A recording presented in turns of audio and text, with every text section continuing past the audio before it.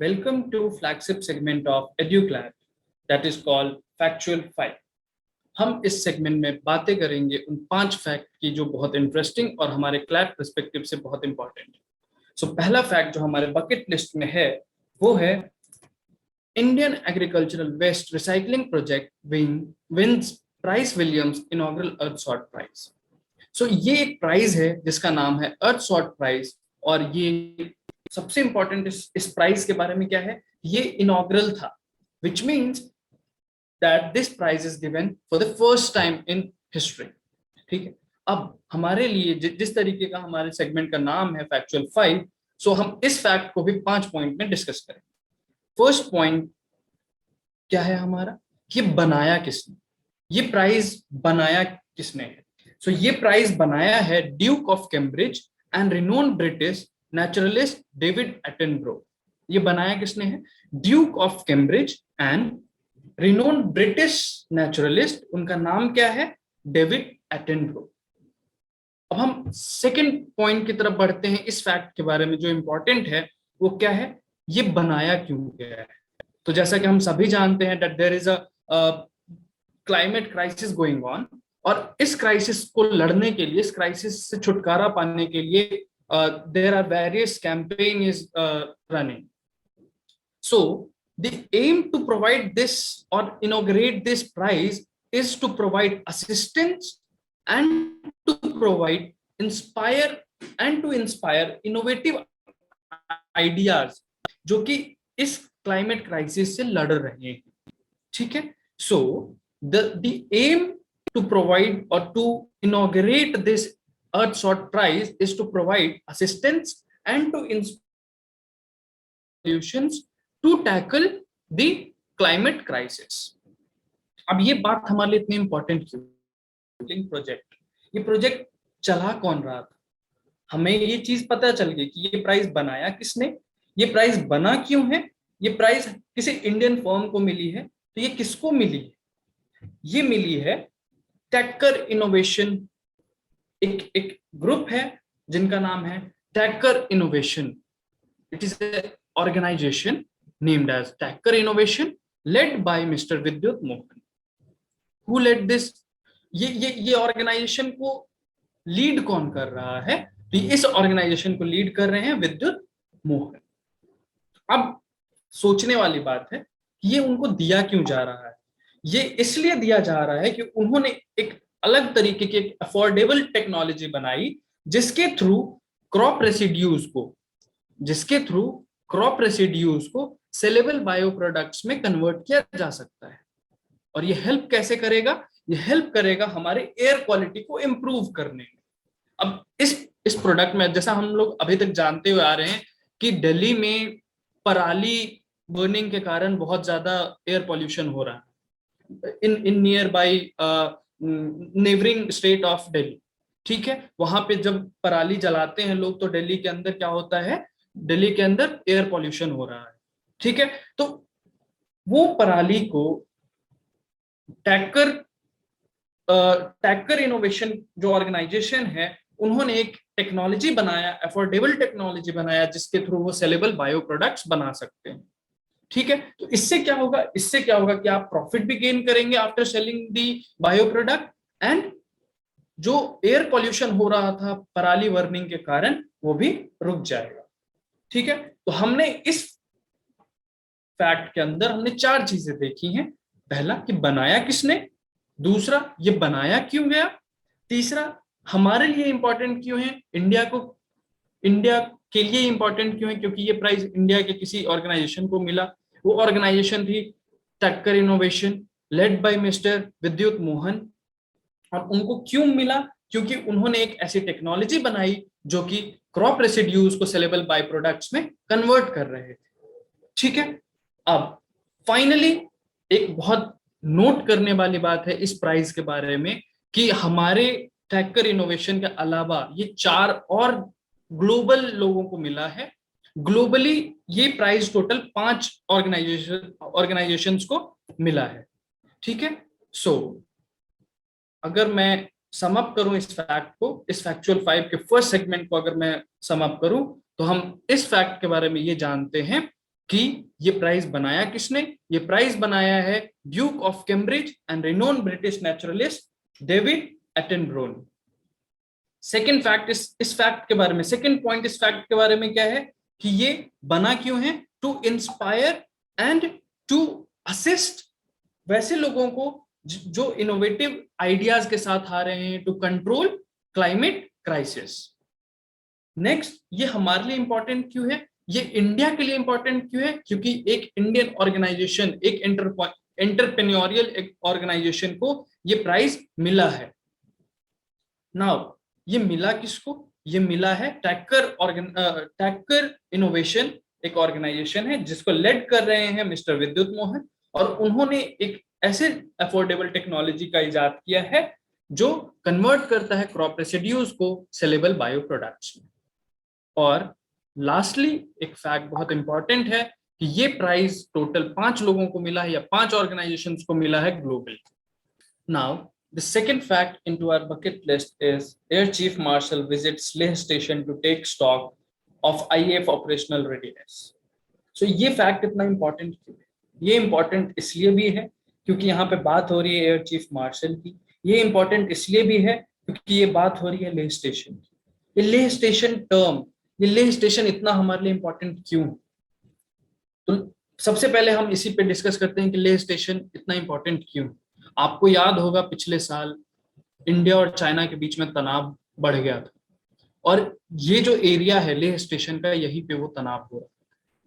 ठीक है, लेह स्टेशन के इर्द गिर्द जितने भी नदर्न सेक्टर हैं हमारे, वहां पे चाइनीज आर्मीज के साथ हमारे आर्मी का क्लैश हो रहा था।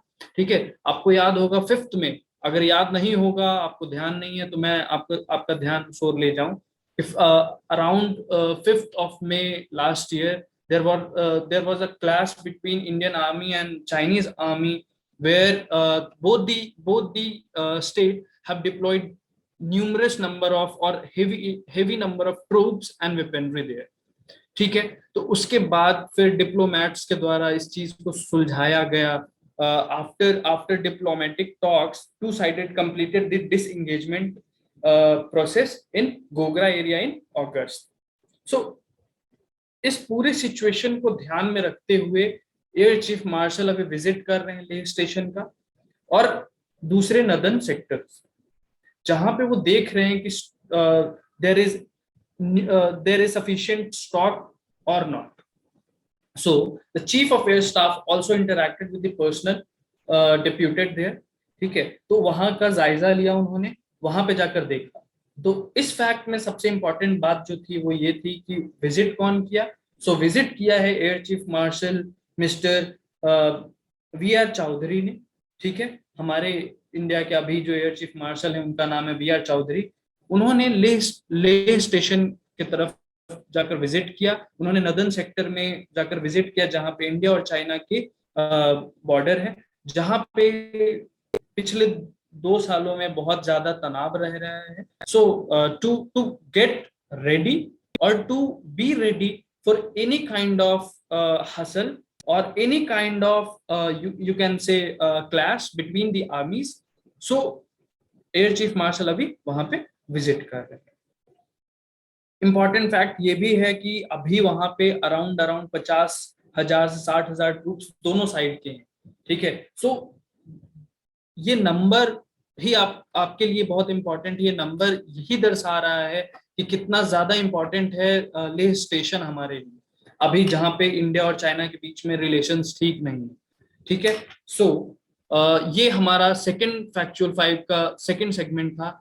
Now we are moving to a third fact which is in our bucket list is Channi Sukhbir Singh Badal condemn armed fighters forcibly entering into Kabul gurdwara. ये इम्पॉर्टेंट है, इंटरनेशनल इशू है, क्योंकि काबुल आपको भी पता है अफगानिस्तान की जो अभी पॉलिटिकल क्राइसिस हुई है, जहाँ पे वहाँ की गवर्नमेंट को साइड करके वहाँ पे तालिबान ने वापस एंट्री मारी है। ठीक है, सो इस केस में जो भी अभी कुछ हो रहा है, जहाँ पे गुरुद्वारा के अंदर तालिबानी fighters they enter into the gurdwara with weapons and all. इस चीज को चन्नी और सुखबीर सिंह बादल ने कंडेम किया है, बहुत स्ट्रांगली कंडेम किया है। और उन्होंने नरेंद्र मोदी जी से रिक्वेस्ट किया है to immediately direct union ministry of external affairs to take up the matter with the Afghanistan government. इतना ही नहीं, चन्नी सर ने यह भी कहा है कि आप हमारे पीएम मोदी जी से उन्होंने रिक्वेस्ट किया है कि आप अभी तुरंत एक्सटर्नल अफेयर्स के साथ ये मैटर अफगानिस्तान गवर्नमेंट के से साझा कीजिए, और उन्होंने कंडेम किया है इस चीज को। और वहीं मिस्टर सुखबीर सिंह बादल ने भी जो कि अकाली दल, शिरोमणि अकाली दल के चीफ हैं, उन्होंने इतना तक कह दिया है कि ये जो मुद्दा है रिलीजियस माइनॉरिटी का मुद्दा है, और इसको इंटरनेशनल फोरम में ले जाना जाया चाहिए, ठीक है। और उन्होंने एक स्टेप और कहा है, उन्होंने ये भी कहा है कि अगर इस तरीके की हरकतें होती हैं तालिबान के द्वारा, तो वी विल नॉट एक्नॉलेज और we will not recognise them. International law के अंदर क्या है, जब तक स्टेट को रिकॉग्नाइज दूसरे देश नहीं करते हैं वो स्टेट नहीं कहलाता है। तो अगर ये गवर्नमेंट को रिकॉग्नाइज नहीं किया जाता है तो ये गवर्नमेंट ही नहीं कहलाएगी, ठीक है। अगर दूसरे स्टेट, जो भी स्टेट हैं, अगर वो रिकॉग्नाइज नहीं करते हैं इसको, तो गवर्नमेंट ही नहीं रहेगी। तालिबान को गवर्नमेंट मानना, ये हमारे जितने भी दूसरे स्टेट हैं other than Afghanistan, it depends on them. Mister बादल ने ये कहा है कि ये मुद्दा इंटरनेशनल फोरम में ले जाना जाना चाहिए। और अगर इस तरीके की वारदात कंटिन्यू रहती हैं, तो we should not legitimise them because we will not recognise them. अगर हम रिकॉग्नाइज नहीं करेंगे तो इस गवर्नमेंट को, तालिबान के गवर्नमेंट को, अफगानिस्तान के अंदर जो तालिबान की गवर्नमेंट अभी है, उसको हम रिकॉग्नाइज नहीं करेंगे तो उनको लेजिटिमेसी नहीं मिलेगी। Now moving to my third fact, which is new army aviation brigade 4 lakh in eastern sector. अभी हमने पिछले सेकेंड लास्ट फैक्ट में हमने देखा था किस तरीके से हमारे एयर चीफ मार्शल विजिट कर रहे हैं नॉर्दर्न सेक्टर में। So this fact is also very important because new army aviation brigade is created for eastern sector. अब ये फैक्ट इतना इंपॉर्टेंट हमारे लिए क्यों है? क्योंकि ये किसके इर्द गिर्द घूम रहा है? ये लैक के इर्द गिर्द घूम रहा है। So first point two note और फर्स्ट पॉइंट टू नो कि लैक है क्या। तो अगर मैं बताऊं ये लैक क्या है, तो LAC is a demarcation that separates Indian control territory from Chinese control territory. LAC एक लाइन है जो ये बताता है कि ये इंडिया की टेरिटरी है और ये चाइना की टेरिटरी है। So LAC is a border, we can say कि एक तरीके का बॉर्डर है इंडियन और चाइनीज टेरिटरी के बीच में। Okay, so India considers the lake to be 3,488 kilometer long, while the Chinese consider it to be only around 2,000 kilometer. India lake को कितना मानती है? 3,488 किलोमीटर मानती है, while Chinese recognize it as only for 2,000 kilometre. ठीक है।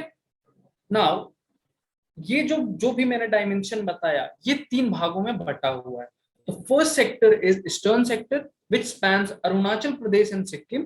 The middle sector is Uttarakhand and Himachal Pradesh, and the last, the western sector is in Ladakh. हमने लद्दाख के बारे में भी पढ़ा, ठीक है। सो ये हमारे लिए बहुत इंपॉर्टेंट बातें हैं जानने के लिए कि लैक जिन तीन भागों में बटा हुआ है, वो 3 सेक्टर्स में बटा है। जो हमारा ईस्टर्न सेक्टर है वो अरुणाचल प्रदेश और सिक्किम को कवर करता है। जो हमारा मिडिल सेक्टर है वो उत्तराखंड को कवर करता है, उत्तराखंड और हिमाचल को कवर करता है। और वेस्टर्न सेक्टर किसको कवर करता है? लद्दाख को कवर करता है। अब आते हैं इस फैक्ट के तरफ। हमने ये समझा कि लैक क्या है, ईस्टर्न सेक्टर क्या है। अब हम समझेंगे न्यू आर्मी एविएशन ब्रिगेड क्या है। ये जो ब्रिगेड है is created or is mandated with the task of increasing surveillance along the lake in the eastern sector. ये ब्रिगेड बनाया किस लिए गया है? ये बनाया गया है एक सर्विलांस सिस्टम क्रिएट करने के लिए। कहां पे? ईस्टर्न सेक्टर में, जहां पे अभी जनरली पिछले 2-3 सालों में जहाँ पे चाइनीज और इंडियन आर्मीज के बीच में टसल्स बढ़ रही हैं, ठीक है, जैसा कि हमने अभी लास्ट फैक्ट में भी डिस्कस किया था।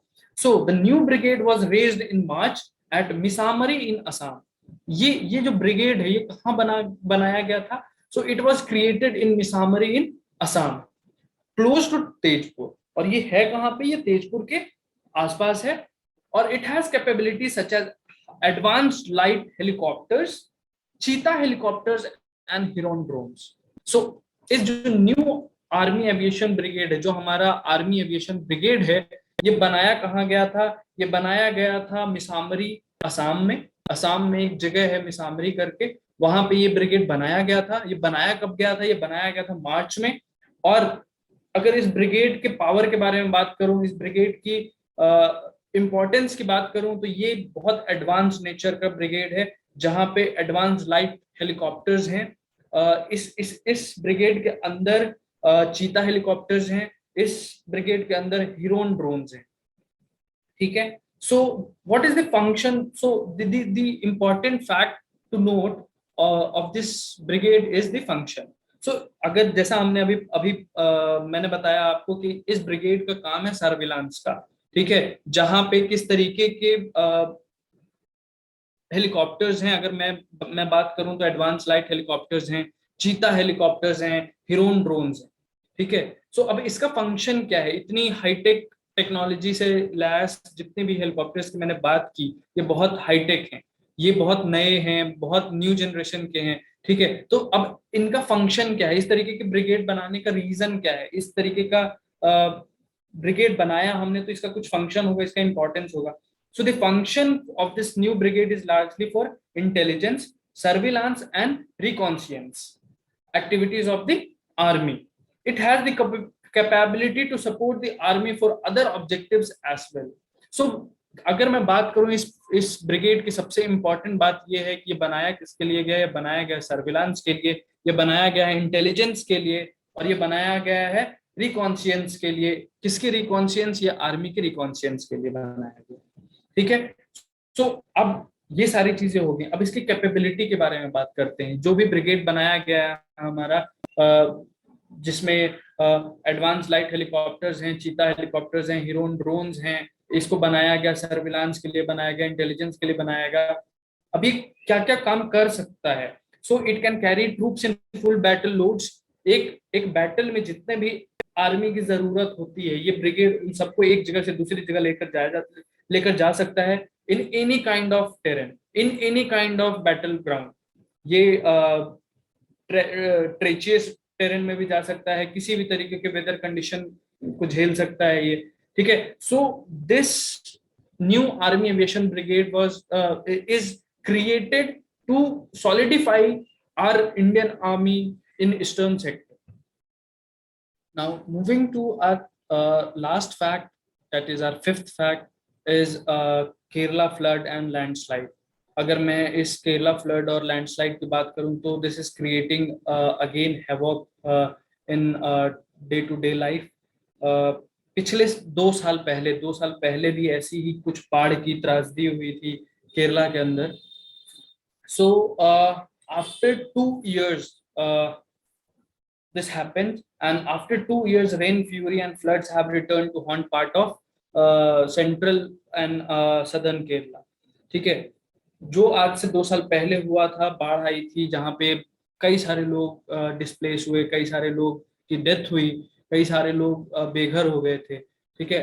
और वही नज़ारा फिर से देखने को मिल रहा है अभी, जो फ्लड, बारिश के कारण जो बाढ़ आ रही है, बारिश के कारण लैंडस्लाइड्स हो रहे हैं केरला के सदर्न रीजन में और सेंट्रल रीजन। आज से 2 साल पहले भी हुआ था और अभी फिर से हो रहा है, जहाँ पे अभी पिछले 2 दिनों के अंदर देखा गया कि कई सारे ब्रिजेस, कई सारे रोड फ्लैश फ्लड के अंदर बह गए। What is flash flood? Sudden flood, और अचानक से पानी आया और ब्रिज को, और अचानक से पानी आया और रोड को बहा कर ले गया, ठीक है। So in Kerala the most worst hit area is Kottayam district, जहाँ पे अभी आर्मी और एयरफोर्स के फोर्सेस डिप्लॉयड हैं और रेस्क्यू ऑपरेशन कर रहे हैं। अगर मैं बात करूं कि ये फ्लड का रीजन क्या हो सकता है, ठीक है, because we talk lot about climate change and climate crisis nowadays. So what is the effect, ये फ्लड आ क्यों रहा है, ये फ्लड हो क्यों रहा है इतना ज्यादा, इतने मतलब हर साल कहीं ना कहीं फ्लड आ रहा है, कहीं ना कहीं कोई ना कोई there is a weather calamity, ठीक है। So we have to find कि अभी जो केरला में, अगर मैं डिस्कस करूं कि केरला में जो फ्लड आ रहा है उसका रीजन क्या हो सकता है। So the very reason is low pressure system developed in the east central Arabian sea. Okay, जो ये बारिश हो रही है वहां पे अचानक से बहुत ज्यादा पिछले 4 दिनों में, उसका एक बहुत बड़ा रीजन है low pressure system developed in east central Arabian sea, ठीक है। इसके आगे अगर मैं बात करूं, अगर मैं बात करूं कि रेनफॉल अचानक से वहां पे ये हो, ऐसा नहीं है।